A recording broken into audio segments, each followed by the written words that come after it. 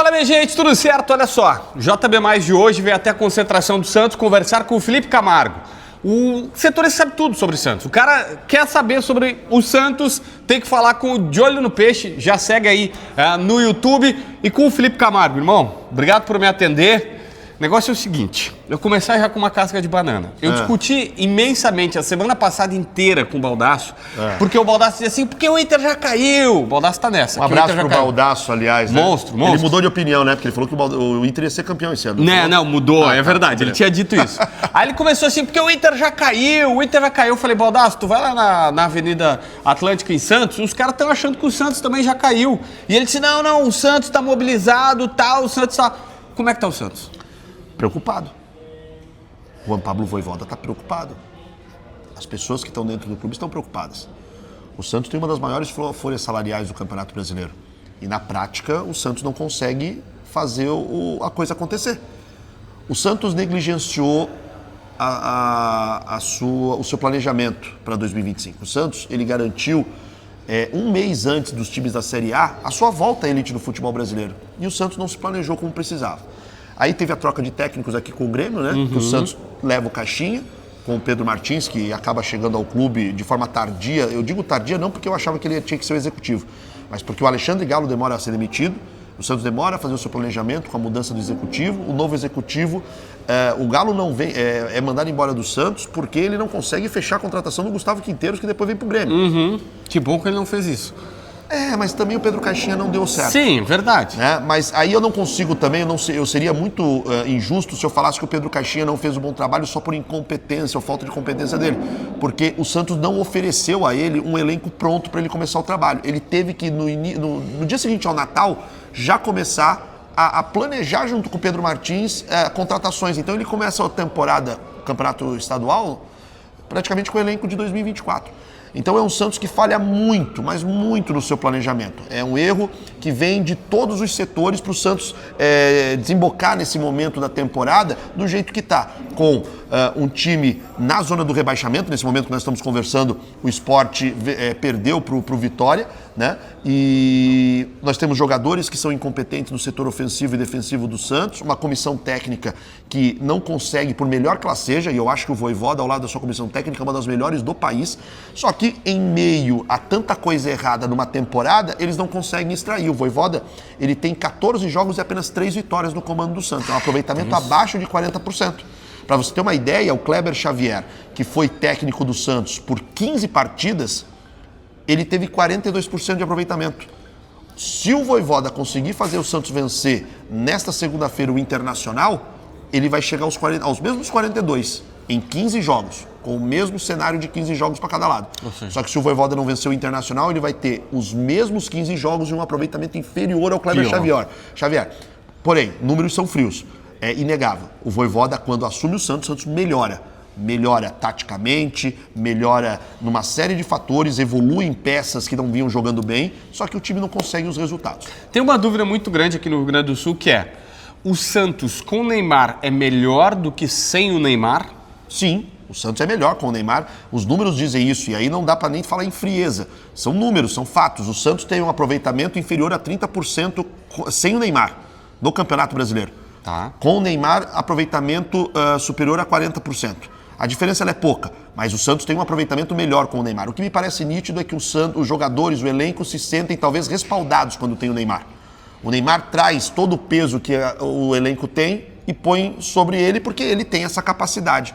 Só que o Neymar não tem hoje o físico que tinha em outros momentos. Tá, então esse é um ponto. O Neymar não veio, tá, gente? Se você não sabe, a gente tá aqui na concentração do Santos, o Neymar não tá aqui, ele ficou em São Paulo. Ele sentiu dores no joelho no jogo contra o Mirassol, no primeiro tempo, mesmo assim seguiu jogando pela necessidade da partida, mas ele teve dificuldades para andar já na saída do vestiário, sentiu muitas dores, na reapresentação fez academia, mas aí a comissão técnica com o departamento médico e o staff do Neymar entenderam que o melhor era tentar preservá-lo para essa viagem aqui para o Sul, e trabalhar com o Neymar para a recuperação dele visando o jogo contra o Sport, que é outro jogo decisivo na sexta que vem na Vila Belmiro. Tá, eu vou chegar lá, mas antes eu quero sobre o Neymar.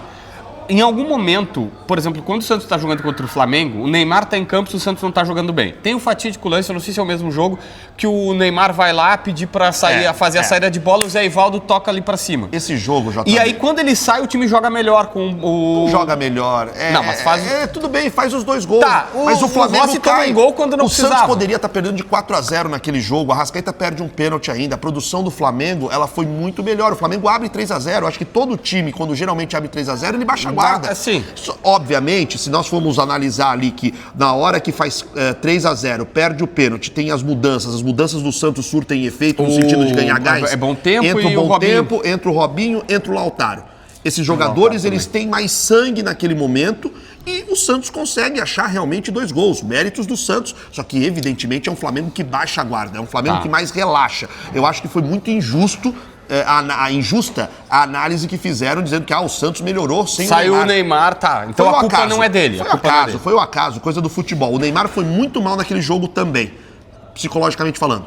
O Neymar, por não conseguir, em muitos momentos, resolver como ele sempre resolveu, o Neymar fica mais irritado, o Neymar fica mais agitado, cobra de maneira exagerada alguns companheiros e isso já causou algumas reações internas que já pararam as arestas. O Neymar reclama mais com a arbitragem, tá pendurado, né? E tem que tomar cuidado para não tomar o terceiro amarelo. Ele ligou ou não ligou pro Vojvoda final? Bom, já tivemos colegas dando que sim e ele desmentindo. Tá, que ele teria reclamado demais, aí disse pro Vojvoda assim, ó... As arestas foram aparadas dentro do Maracanã. Tá, mas provavelmente alguma coisa... Provavelmente não. Tá certo que alguma coisa aconteceu e... Ele passou do ponto. E ele sabe disso. E chamaram a atenção dele sobre o comportamento dele. E aí se entenderam internamente e as arestas foram aparadas do vestiário do Maracanã. Tá. Pro jogo contra o Internacional, que Santos a gente vai ver aqui sem o Neymar? Pode ter Robinho Júnior, que é o filho do ex-atacante Robinho. Muito bom jogador, por Isso, enquanto. mas é um garoto que Guri. ele não tem maturação ainda. Tanto que não se... o Vojvoda, ele acaba segurando bastante. Ele só fez um jogo de titular, que foi contra o Palmeiras no Allianz Parque. Porque o menino não tem ainda uma condição física para aguentar 90 minutos. Fisicamente, os adversários são mais fortes que ele. Ele tem muita habilidade, mas é muito franzino. Então, pode ser que o Robinho Júnior seja uma das novidades. O Santos não tem o Zé Ivaldo, que está suspenso pelo 3º cartão amarelo. Eram 11 pendurados, agora são 10 apenas. O Zé Ivaldo está fora desse confronto. E aí a tendência é uma dupla de zaga formada por Adonis Frias e Luan Pérez. Tá, como é que vocês enxergam o Inter de lá? Um Inter que tem muitas dificuldades técnicas, um Inter pressionado também pelo mau momento, pela crise que vive. Mais, menos ou igual ao Santos? Talvez igual. Talvez igual. Eu né? concordo que é igual, tá? No mínimo igual. Não acho que tenha muita diferença. O grande detalhe é que o Santos, quando encontra adversários também iguais a ele, que não vivem bons momentos, o Santos a gente brinca que tem um espírito de Robin Hood, né? De querer ajudar. E o Santos volta aqui ao Beira-Rio pela primeira vez depois do 7-1 de 2023, né? E não ganha aqui no Beira-Rio desde 2008. A vitória em 2013 foi em Novo Hamburgo, né? O Santos vence lá no Campeonato Brasileiro porque estava em reforma aqui o Beira-Rio. Mas assim, para nós é uma grande incógnita como esse Santos vai se comportar. O Santos às vezes faz grandes primeiros tempos e cai no segundo tempo. Às vezes faz primeiro tempo mais ou menos e melhora no segundo tempo. Então o Santos é uma incógnita e a gente espera que contra o Internacional, é claro que o seu público é majoritariamente colorado, mas pro lado santista, alvinegro, o que se espera é um Santos que possa se superar tecnicamente, taticamente e quem sabe jogar pressão pro lado de lá. Um gol cedo no Beira-Rio do Santos, o que se espera que vai estar lotado o Beira-Rio é que possa passar pressão pro lado do Inter. A torcida do Inter tá angustiada, tá naquela situação de normal nessa altura da situação. O que se entende aqui, rapidamente, é se o Inter ganhar, escapou completamente. Pro Inter, sim. Pro Santos não é isso, né? Pro Santos, não. Pro Santos, ele sai da zona do rebaixamento. O Santos abre de novo um ponto pro Sport, pro Vitória, perdão, mas ele pega o Sport já rebaixado. Esse é o ponto. Não, o Sport e o Juventude já rebaixado. O Juventude perdeu pro São Paulo. Perdeu pro São Paulo, mas eu acho que a rodada dessa semana pode definir. Mas acabou. Como o Santos hoje, a gente não tem certeza sobre essa questão da performance, é uma grande incógnita. Se o Santos conseguir vencer o Internacional, obviamente vai ganhar moral para bater, tomara, o Sport em casa. Mas é um jogo por vez, cara. É um jogo por vez, porque a vida do Santos é Sport depois do Internacional na Vila, Juventude aqui do lado em Caxias do Sul e fecha contra o Cruzeiro, que em tese já vai estar garantido com vaga direta na Libertadores e não vai ganhar de nada. olho na Copa do Brasil. Pode vir com um time alternativo na Vila Belmiro. Essa é uma alternativa. Talvez o empate seja bom para todo mundo. Amanhã, o Santos empata e nessa depois segunda, o Santos emenda 3 vitórias e o Internacional... Seria algo inédito para o Santos no Campeonato Brasileiro. Empate, só perde ou ganha. O Santos só conseguiu 2 vezes fazer 2 vitórias seguidas dentro do campeonato. Ah, tá. Então esse é um problema. Mas vamos ver. Bom, abraço, meu velho. Sempre bom falar com você, um grande amigo de anos de amizade. Exatamente, obrigado por me atender. Imagina, um prazer. Toda a sorte do mundo pro Santos. Vamos torcer, eu sempre brinco pra galera que eu não quero é trabalhar na Série B, não é por torcer ou não, eu só não quero trabalhar na Série B, é terrível trabalhar na Série B. Então é o seguinte, todo mundo se livrando, tá bom. Tá ótimo, tá ótimo.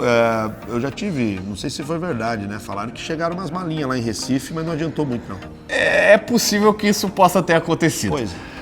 Felipe Camargo, no JB+.